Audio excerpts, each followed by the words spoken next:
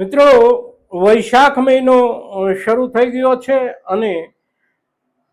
અક્ષય તૃતીયા, ગણેશ ચતુર્થી આ વૈશાખ મહિનાના પ્રારંભિક તહેવારોના દિવસોમાંથી હવે આપણે આગામી અઠવાડિયા 10 દિવસ કે 15 દિવસ દરમિયાન મોટા ભાગના ખેડૂતો આપણા ચોમાસું વાવેતરમાં અને એમાં પણ ખાસ કરીને કપાસ જેવા લાંબા ગાળાના પાકને આગોતરો ઉગાડશે અને એને માટેની પ્રવૃત્તિ આપણી ખેડૂત સમુદાયમાં અત્યારે શરૂ થઈ ગઈ છે। હવે જ્યારે આગોતરું વાવેતર આપણે કરવાનું છે અને આગોતરો કપાસ આપણે ઉગાડવાનો છે, તો કપાસના પાકમાં પાયાના ખાતર તરીકે આ વર્ષમાં આપણને જે રૂપમાં ડીએપી અને એનપીકે 12-32-16 ની ઉપલબ્ધિની અગવડો છે,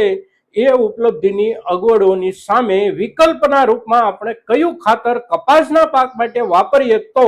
એકંદર આપણને પરંપરાના હિસાબથી આપણે વાપરતા આવેલા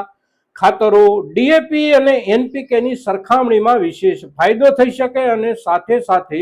ખાતર મેળવવા માટેની ખૂબ રજાપાટ ભરી ઝંઝટથી આપણે બચી શકીએ। મિત્રો, એની ચર્ચા કરતો વિડીયો જ્યારે આપણે આજે અપલોડ કરી રહ્યા છીએ ત્યારે એ મુખ્ય વિડીયો સુધી આપ પહોંચી અને અવશ્ય એનો અભ્યાસ કરજો। મિત્રો, આ શોર્ટની નીચે એની લિંક આપેલી છે, એ લિંક મારફત તમે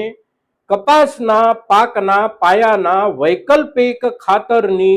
ચર્ચાના વિડીયો સુધી અવશ્ય પહોંચજો। મિત્રો।